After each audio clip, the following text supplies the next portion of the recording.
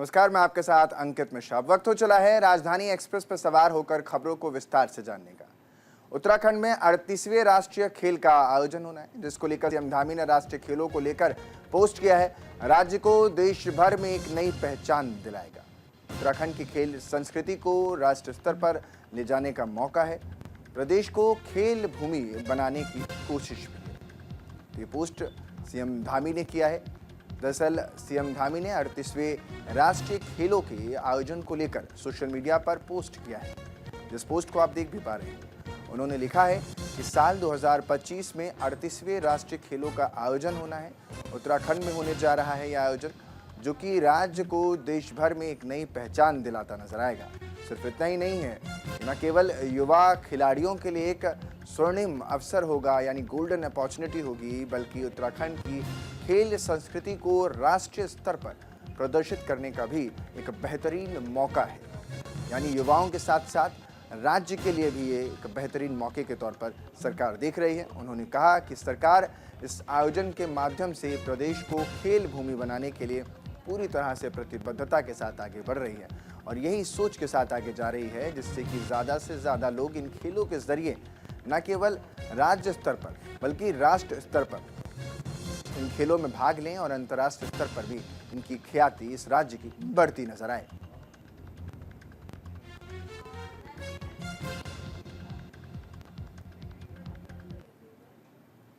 उत्तराखंड आबकारी विभाग को राजस्व का लक्ष्य मिला है। आबकारी विभाग को 4000 करोड़ रुपए का लक्ष्य मिला है। आबकारी आयुक्त ने राजस्व लक्ष्य को बताया कि आसान बता रहे हैं वो। वहीं आबकारी आयुक्त ने राजस्व लक्ष्य को प्राप्त करने की बात भी कही है। ये बड़ी जानकारी दे रहे हैं। उत्तराखंड सरकार ने आबकारी विभाग को मौजूदा वित्त वर्ष के लिए 4440 करोड़ रुपए का राजस्व लक्ष्य दिया है। आबकारी आयुक्त हरिचंद्र सेमवाल ने बताया कि राजस्व लक्ष्य में पिछले साल के मुकाबले इस वर्ष 200 करोड़ रुपए ज्यादा रखे गए हैं। उन्होंने उम्मीद जताई है कि जल्द ही राजस्व लक्ष्य को प्राप्त कर लिया जाएगा और तेजी से इस पर काम भी होता नजर आएगा। तो आबकारी विभाग को 4000 करोड़ रुपए का लक्ष्य मिला है लगभग, और इसी को ध्यान में रखते हुए उत्तराखंड आबकारी विभाग को ये लक्ष्य दिया गया है। पिछली बार से 200 करोड़ रुपए ज़्यादा का इस बार लक्ष्य रखा गया है और इसकी प्राप्ति के लिए राजस्व विभाग बेहद उत्साहित नज़र आ रहा है और कहना है कि राजस्व लक्ष्य को प्राप्त कर लिया जाएगा। इस साल जो लक्ष्य दिया गया है उसमें वृद्धि इस स्टेट को होती नजर आएगी।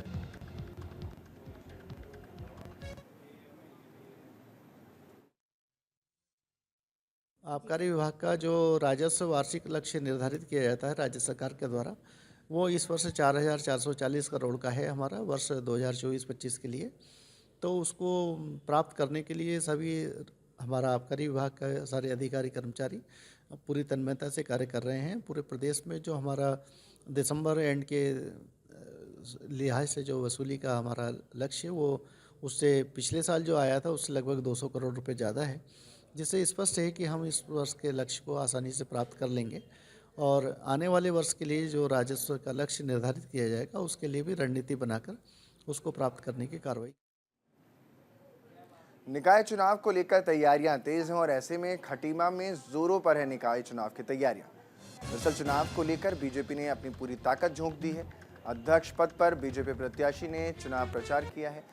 रमेश चंद्र जोशी ने इस दौरान चुनावी कार्यालय का शुभारंभ किया है। बीजेपी प्रत्याशी रमेश चंद्र जोशी ने जनता से उनका समर्थन भी मांगा है।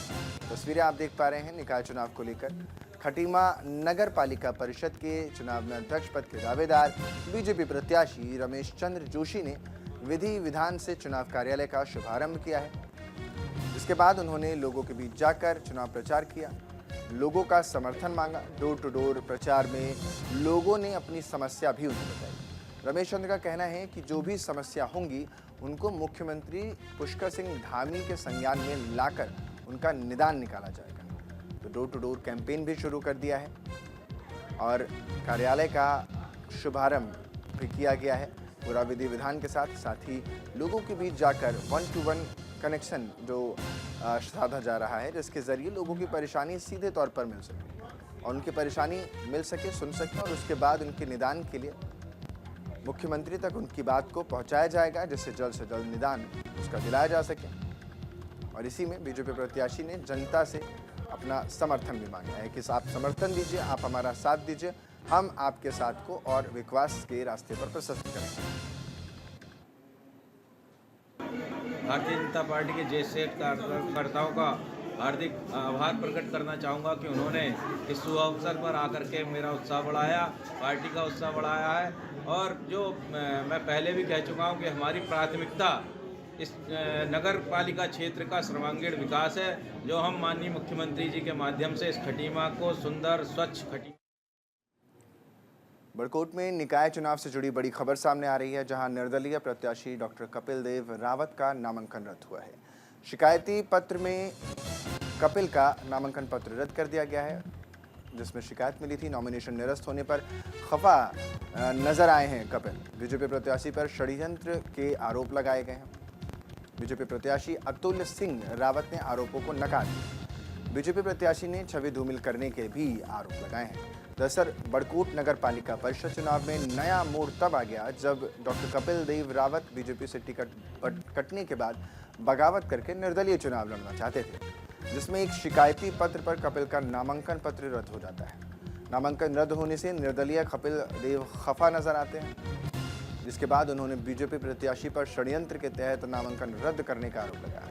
वहीं बीजेपी प्रत्याशी अतुल सिंह रावत ने सभी आरोपों को नकार दिया है। साथ ही छवि धूमिल करने का आरोप भी उन पर लगा है। वहीं निर्वाचन अधिकारी ने बताया कि कपिल देव रावत की माता का नगर पालिका बड़कोट में जमीन का अतिक्रमण है और एक शिकायत पत्र के अनुसार डॉक्टर कपिल देव रावत का नामांकन रद्द हो गया है।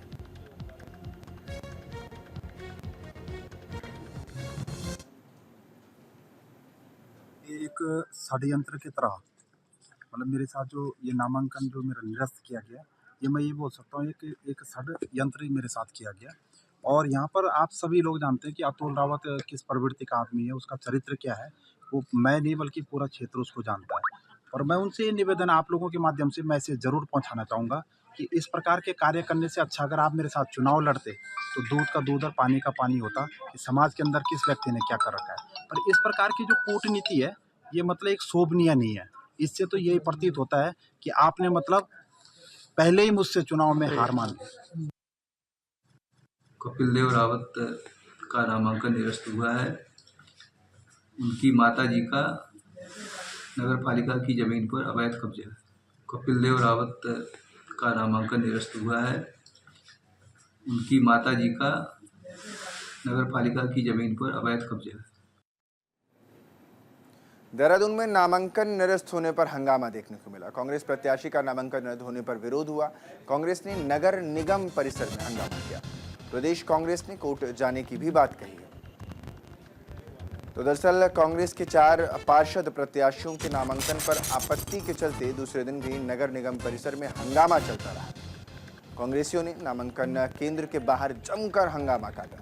3 वार्ड के प्रत्याशियों की आपत्तियों का निस्तारण होने के बाद उन्हें क्लीन चिट मिल गई, लेकिन वार्ड 49 पर कांग्रेस प्रत्याशी और उनके बेटे का नामांकन सरकारी जमीन पर कब्जे के कारण निरस्त कर दिया गया।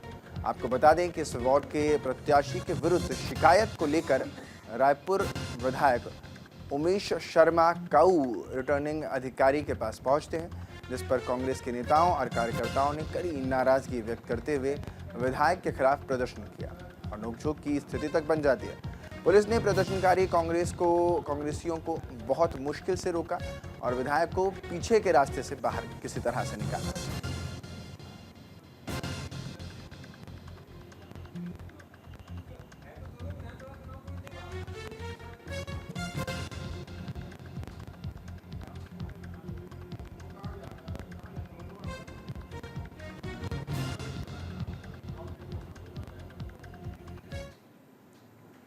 मेरे सहयोगी ज्यादा जानकारी के साथ अनुज अवस्थी हमारे साथ जुड़ रहे हैं। अनुज, कांग्रेस के प्रत्याशियों ने बवाल काट दिया जब नाम निरस्त हुआ, क्या कुछ ये पूरी घटना है?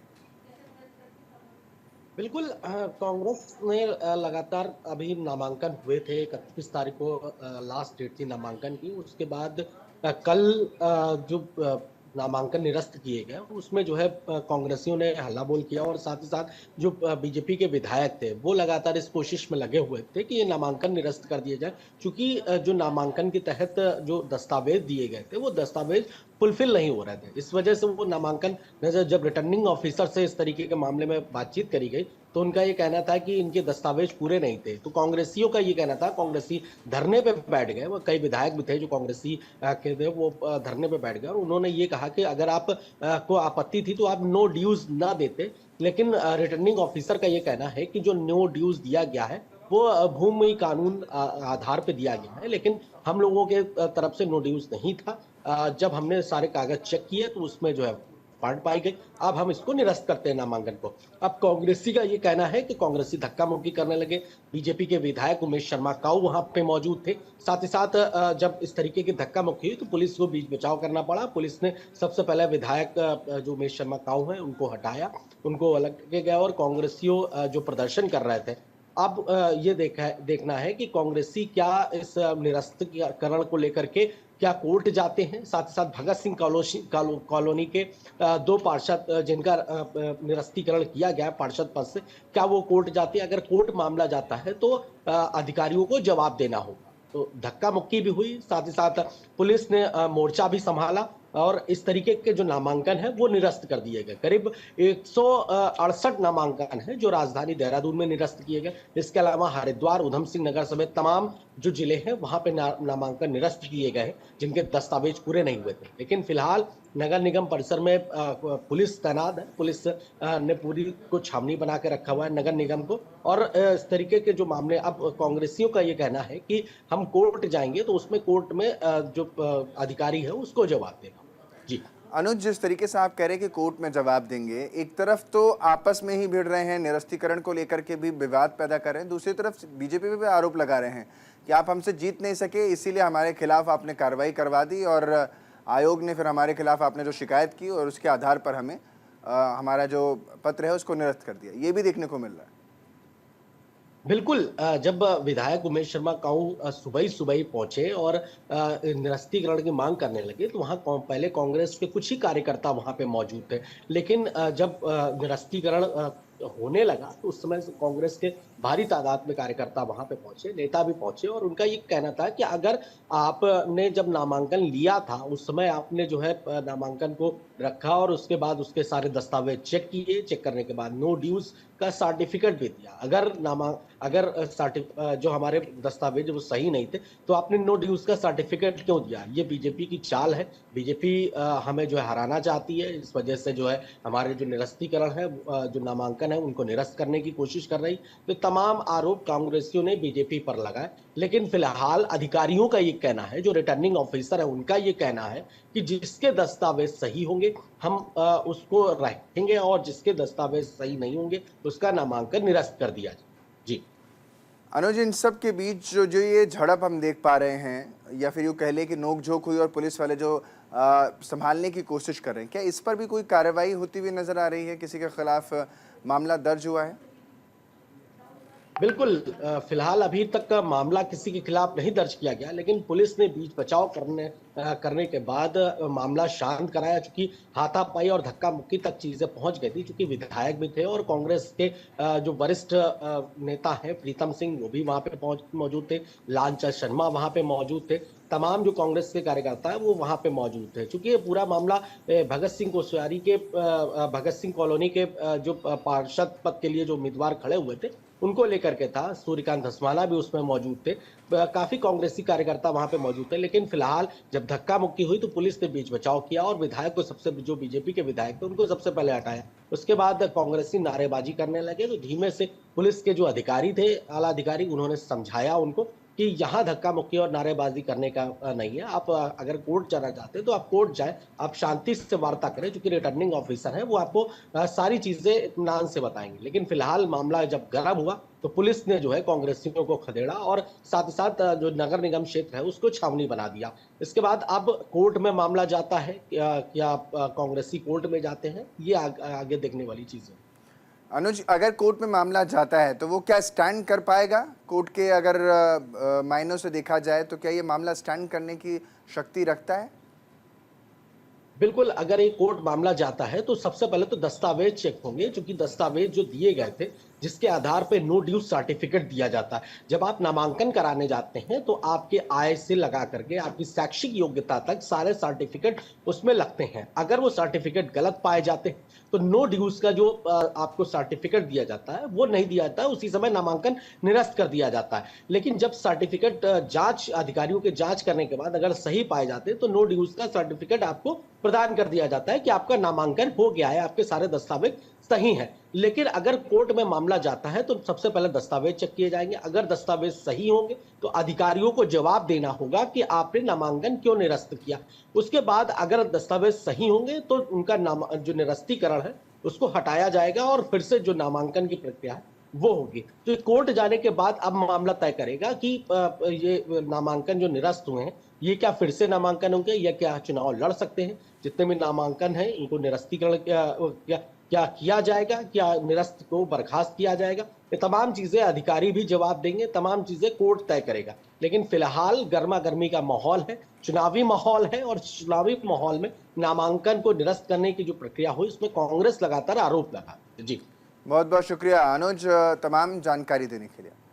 रुड़की में भी 3 उम्मीदवारों का पर्चा निरस्त हुआ है। नामांकन रद्द होने पर मंगलौर विधायक भड़के हैं, जिसके बाद निर्वाचन अधिकारी पर उन्होंने कई गंभीर आरोप भी लगाए हैं। जानबूझकर तीनों पर्चे निरस्त किए गए हैं, ये भी आरोप उन्होंने लगाया है। तो मंगलौर के चेयरमैन पद के उम्मीदवार चौधरी इस्लाम और उनके साथ भरे गए दोनों पर्चों के निरस्त होने पर मंगलौर विधायक काजी निजामुद्दीन भड़क जाते हैं। उन्होंने निर्वाचन अधिकारी पर बड़ी साजिश करने का आरोप लगाया। उन्होंने कहा कि पर्चे निरस्त कर लोकतंत्र का गला घोटने का काम किया जा रहा है। उन्होंने आगे कहा कि इस दिन को काले दिन के रूप में देखा जाएगा। अब एक ही प्रत्याशी के तीनों पर्चे कैंसिल कर दिए गए, जबकि पिछले सभी चुनावों में इस मामले में कोई भी आपत्ति नहीं लगाई गई। विधायक काजी निजामुद्दीन ने साफ तौर पर कहा है कि भारतीय जनता पार्टी ये एक सोची समझी साजिश के तहत जिताऊ कांग्रेस प्रत्याशियों का पर्चा निरस्त करवा रही है। वहीं झबरेड़ा विधायक वीरेंद्र जाति ने भी चौधरी इस्लाम के पर्चे को निरस्त करने के पीछे बीजेपी को साजिश करार दी है।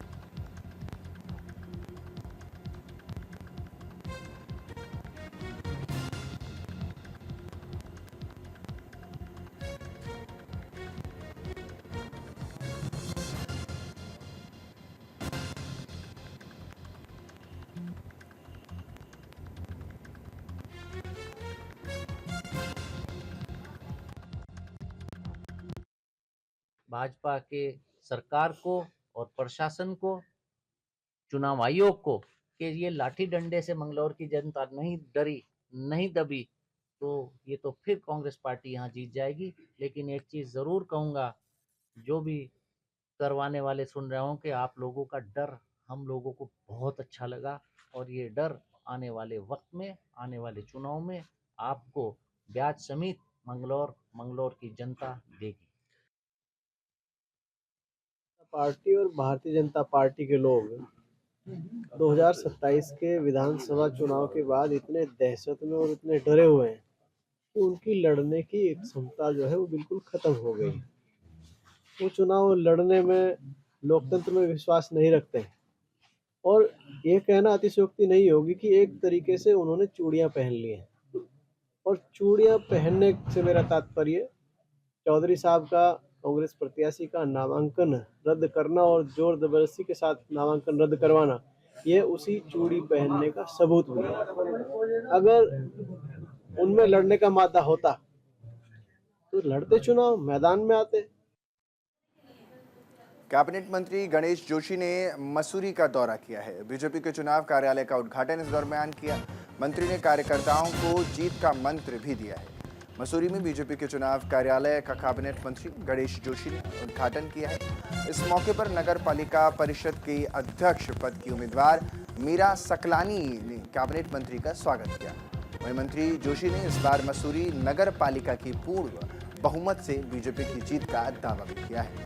सभी कार्यकर्ताओं को बूथ स्तर पर घर घर जाकर पार्टी के प्रत्याशियों की जीत सुनिश्चित करने के लिए एकजुट होने के निर्देश दिए हैं। वहीं उन्होंने कहा है कि निवर्तमान पालिका अध्यक्ष अनुज गुप्ता के भ्रष्टाचार को लेकर सरकार ने चुनाव न लड़ने पर पाबंदी लगाई थी, जिस पर अनुज गुप्ता हाईकोर्ट से स्टे लेकर आए हैं। अब अनुज गुप्ता का फैसला जनता के कोर्ट में है, इसका फैसला जनता करेगी।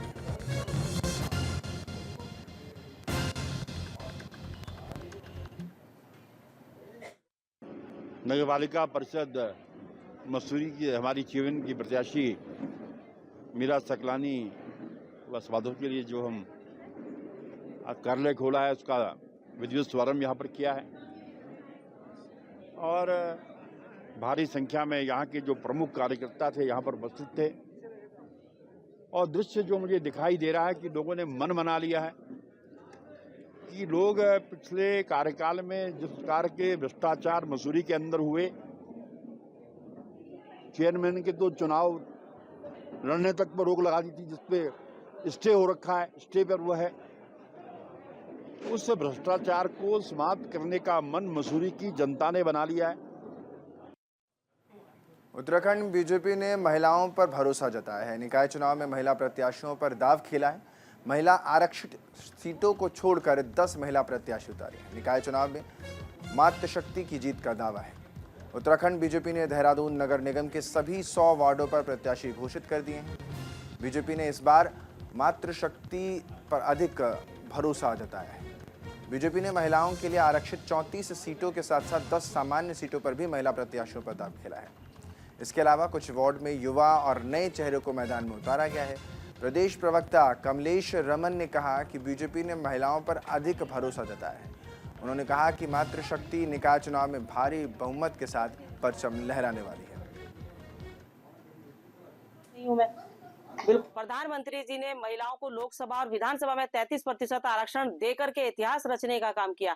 उसी प्रकार से राज्य में भी उत्तराखंड के, क्योंकि नगर निकाय के चुनाव है, तो यहाँ पर भी संगठन ने महिलाओं को आगे बढ़ाने के लिए जो हमारी सीटें आरक्षित थी उनके अलावा जो अतिरिक्त टिकट देने का काम किया है। तो मुझे लगता है कि इससे हमारी महिलाएं और आगे बढ़ने का काम करेंगी, इस उत्तराखंड को चौमुखी और विकास देने का काम करेंगी।